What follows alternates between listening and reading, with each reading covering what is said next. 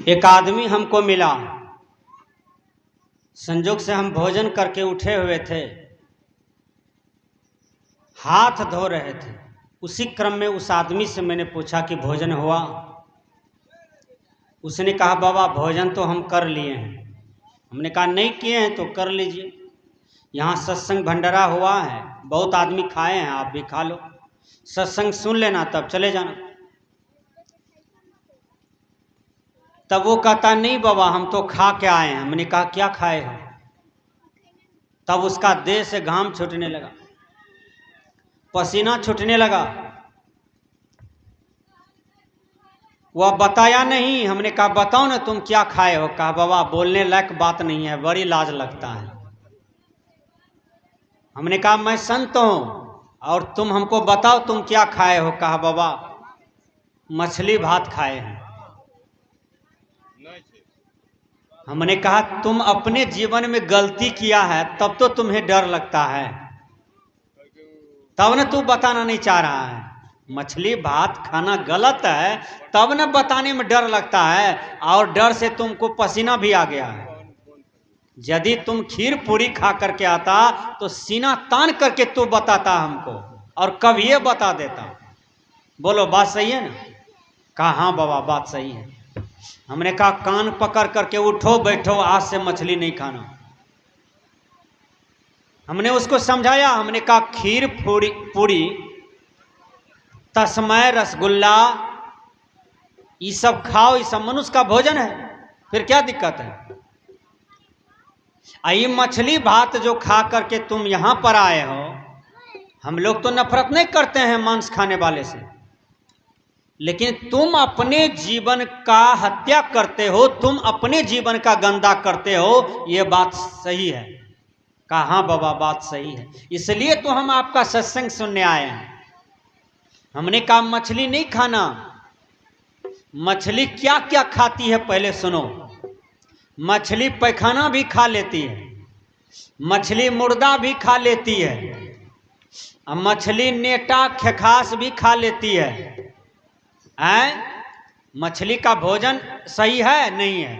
सारे कचरे गंदगी मछली खा लेते हैं, और उसका मछली को हत्या करके तू भात में मिला करके खा लिया। बोलो ये कितना बड़ा कपट वाला काम किया अपने जीवन के साथ में। इसलिए शास्त्रकार ने लिखा आहार शुद्धो सत्व शुद्धि, सत्व शुद्धि द्रवा स्मृति, स्मृति लंबे सर्वग्रंथि नाम विप्रमोक्षा।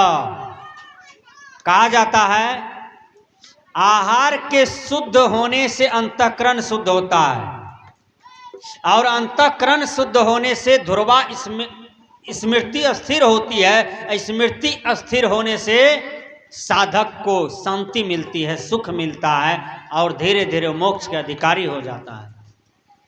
लेकिन आहार शुद्धि होगा तब न व्यवहार शुद्धि होगा। अन्न की शुद्धि होगी तब तो मन की शुद्धि होगी, तब तो बुद्धि की शुद्धि होगी। इसलिए कोई भी जीव जंतु को जो हम लोग खाते हैं तो उसका हत्यान करते हैं। मुसलमान गौ खाता है तो गौ जिंदा थोड़ो खाता है, गौ का हत्या होता है तब न गौ खाया जाता है। हिंदू शुगर खाते हैं तो शुगर का हत्या होता है तब न शुगर खाते हैं। बोलिए बात है ना सही? कोई बकरी है उसको जिंदा थोड़ो खाया जाता है, उसका हत्या होता है, उसको मुर्दा बनाया जाता है तब न उसको खाते हैं। तो मनुष्य जिंदा को खाता है कि मुर्दा को खाता है? आप लोग बोलिए तो। ऐ साहब, मनुष्य जिंदा को खाता है कि मुर्दा को खाता है? मनुष्य मुर्दा को खाता है, जिंदा को नहीं खा पाएगा। उसको हत्या करके मुर्दा बना देता है तब खाता है। अच्छा कोई बकरी अपने आप मर जाए, कोई मुर्गा मुर्गी अपने आप मर जाए, और उसको कहिए खा लेने के लिए, कहेगा नहीं खाएंगे ये तो मर गया है। वो पागल को पूछिए ये मर गया है तो इसको नहीं खाओगे, लेकिन अपना हाथ से मार करके खाओगे तो उसको क्या जिंदा कहा जाता है? बोलिए कितना पागलपन है लोगों का। कोई आपके यहाँ मर जाता है, दादा दादी, नाना नानी, चाचा काका, ताऊ फुआ, मम्मी पापा, कोई मर जाए एकाएक, तो छुतका वहीं से शुरू, भोजन बंद। जब तक लाश को नहीं फेंकिएगा तब तक नहीं खाइएगा, कहिएगा छूत लगता है। बोलिए, उसको गंगा जल से शुद्ध कीजिएगा, आग पैन छूते हैं तब आप खाते हैं, तब शुद्धिकरण मानते हैं।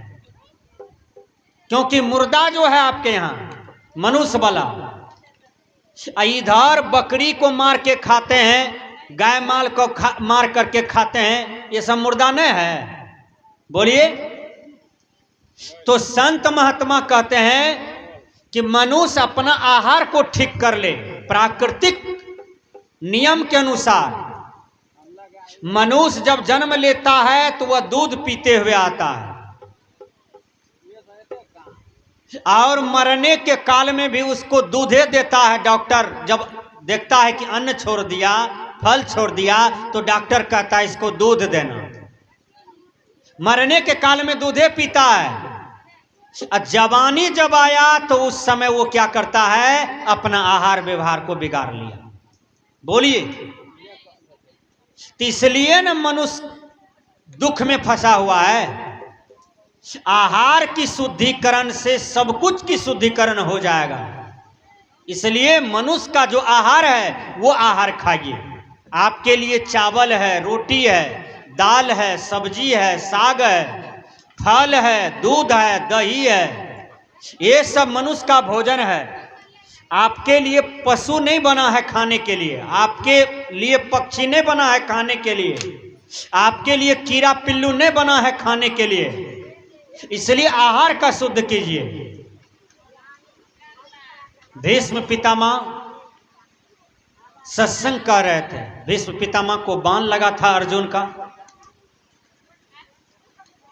तो 5 श्रोता थे, भीम, अर्जुन, नकुल, सहदेव, युधिष्ठिर। ये 5 भाई सत्संग सुन रहे थे। तो एक दिन बहुत देर तक कथा कह रहे थे पितामह। रात 12 बज गया, द्रौपदी भोजन बना करके आशा देख रही थी। भोजन ठंडा हो गया, तब 5 भाई 12 बजे रात में पहुंचते हैं। द्रौपदी लतारने लगी, द्रौपदी धोपने लगी, द्रौपदी गुस्सा में बोलने लगी, आप लोग 12 बजे रात में आए हैं 5 भाई, इतना देर से कहाँ थे? कहा भीष्म पितामह के पास थे, पितामह सत्संग कर रहे थे, कथा सुना रहे थे, कथा बता रहे थे, उसी को हम लोग सुन रहे थे 5 भाई। तब कहते हैं कि कौन सी पितामह की बात करते हैं आप? अरे जिस दिन मेरा चीर हरण किया जा रहा था, मेरे देह पर से साड़ी खींच रहा था दुशासन दुर्योधन बीच सभा में, उस दिन पितामह कहां सत्संग किया, कहां सत्य बात बोला, कहां कल्याणकारी बात बोले? उस पितामह की बात मत कीजिए। द्रौपदी गई और पितामह को डांटने धोपने लगी। कहा पितामह आप 1 नंबर के लुच्चा हैं, 1 नंबर के लबड़ा हैं। जब भारी सभा में द्रौपदी को नगन किया जा रहा था, अब उस समय आप भी थे सभा में, लेकिन आप कुछ नहीं बोले। एक आबला चिल्ला रही थी कि मुझे बचाओ, मुझे बचाओ, मुझे कोई बचा लो, लेकिन कोई जवाब नहीं दिए। मेरा साड़ी साया खींच करके और हमको केस लिड़िया लिड़िया करके, केस पकड़ पकड़ करके दुर्योधन दुशासन हमको खूब नचाया बीच सभा में, मेरा इज्जत पर दाग लगा दिया। लेकिन उस समय भी तो आपको सत्संग करना चाहिए कि एक नारी के साथ कितना बड़ा अन्याय हो रहा है। उस दिन आपने सत्संग क्यों नहीं किया? तब पितामह जवाब देते हैं कि हे द्रौपदी, मैंने दुर्योधन का नमक खाया था, इसलिए हमारा बुद्धि गंदा था। दुर्योधन गंदा आदमी है, गंदा आदमी का हमने नमक खा लिया था, गंदा आदमी का हमने भोजन किया था, इसलिए हमारा बुद्धि खराब हो गया था। सजना, इसलिए संत महात्मा कहते हैं जैसा खाए अन्न वैसा बने मन। अन्न भी संभाल करके खाइए आप लोग। इसलिए बकरा खाइएगा, भैंसा खाइएगा, गाय गधा खाइएगा, बकरी खाइएगा, पटकुड़ खाइएगा, कोखा डाकुड़ खाइएगा, मछली सितवा घोंघा खाइएगा, बुद्धि कैसा होगा? वैसे न हो जाएगा।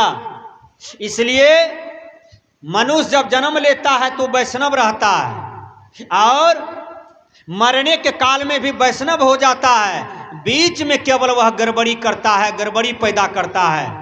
इसलिए संत महात्मा कहते हैं कि जैसा खाए अन्न वैसा बने मन, और जैसा पिए पानी वैसा होवे वाणी। एक बार लक्ष्मण जी राम जी दोनों रावण से अंतिम युद्ध करते हैं। युद्ध में रावण मारा चला गया। भगवान राम कहते हैं लक्ष्मण तुम जाओ रावण से कुछ शिक्षा ले लो। रावण बहुत विद्वान था, बहुत बड़ा पंडित था। लक्ष्मण जी गए, कहा हे रावण हमको कुछ शिक्षा चाहिए। रावण देख लिया मुंह और कुछ नहीं बोले, फिर मुड़ी अपना नीचे कर लिया। लक्ष्मण गए राम के पास, कहा रावण कुछ नहीं बोलते हैं।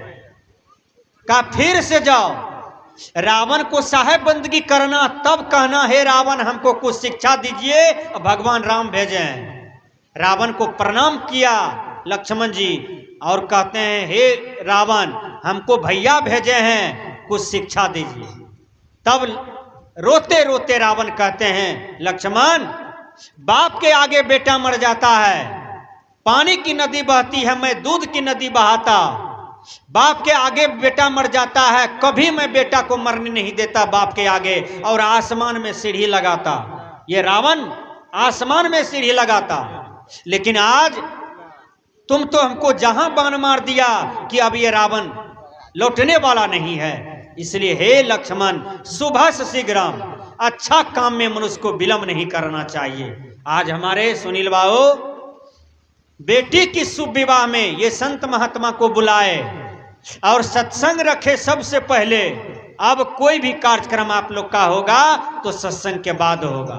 इसलिए ये शुभ विवाह के अवसर पर रसदमपुर में सुनील बाबू के यहाँ इतना ज्ञान की चर्चा हुई, और सबसे बड़ा ज्ञान का बात ये हुआ कि शुभ शीघ्रम, अच्छा काम में विलंब नहीं करें। अच्छा काम जो भी हो उसको सब आदमी करते रहिए। आइए हम भजन सुनते हैं।